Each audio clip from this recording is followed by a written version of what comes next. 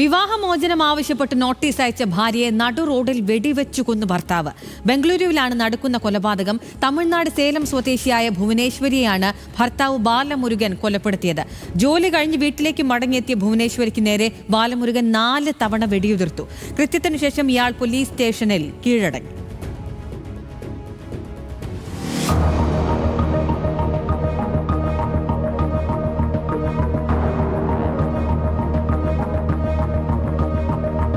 ചൊവ്വാഴ്ച വൈകുന്നേരം 6:30യോടെയാണ് ആക്രമണമുണ്ടായത്. ഭാര്യയുടെ നീക്കങ്ങൾ നിരീക്ഷിച്ച ബാലമുരുകൻ കരുതിക്കൂട്ടി ആക്രമിക്കുകയായിരുന്നു. ജോലി കഴിഞ്ഞ് മടങ്ങി വരികയായിരുന്ന ഭുവനേശ്വരിയെ ബാലമുരുകൻ 4 തവണ നിറയൊഴിച്ചു. ഇതിനുശേഷം ഇയാൾ പോലീസിൽ കീഴടങ്ങി.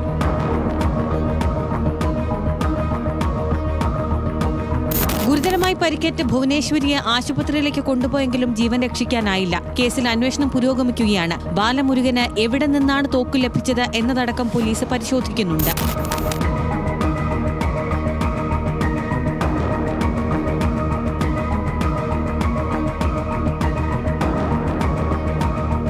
കുടുംബജീവിതത്തിലെ പ്രശ്നങ്ങളെ തുടർന്ന് 1 വർഷമായി അകന്നു കഴിയുകയായിരുന്നു ഇരുവരും. ഒരാഴ്ച മുൻപാണ് ഭുവനേശ്വരി ബാലമുരുകന് വിവാഹമോചനം ആവശ്യപ്പെട്ട് നോട്ടീസ് അയച്ചത്.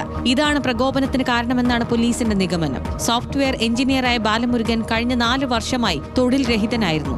യൂണിയൻ ബാങ്കിൽ അസിസ്റ്റന്റ് മാനേജറാണ് മരിച്ച ഭുവനേശ്വരി. തമിഴ്നാട്ടിലെ സേലം സ്വദേശികളായ ഇരുവരും 2011 വിവാഹിതരായത്.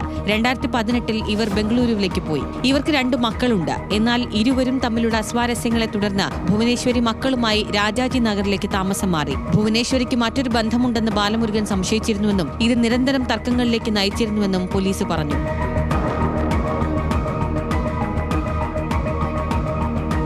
News desk, news Malayalam.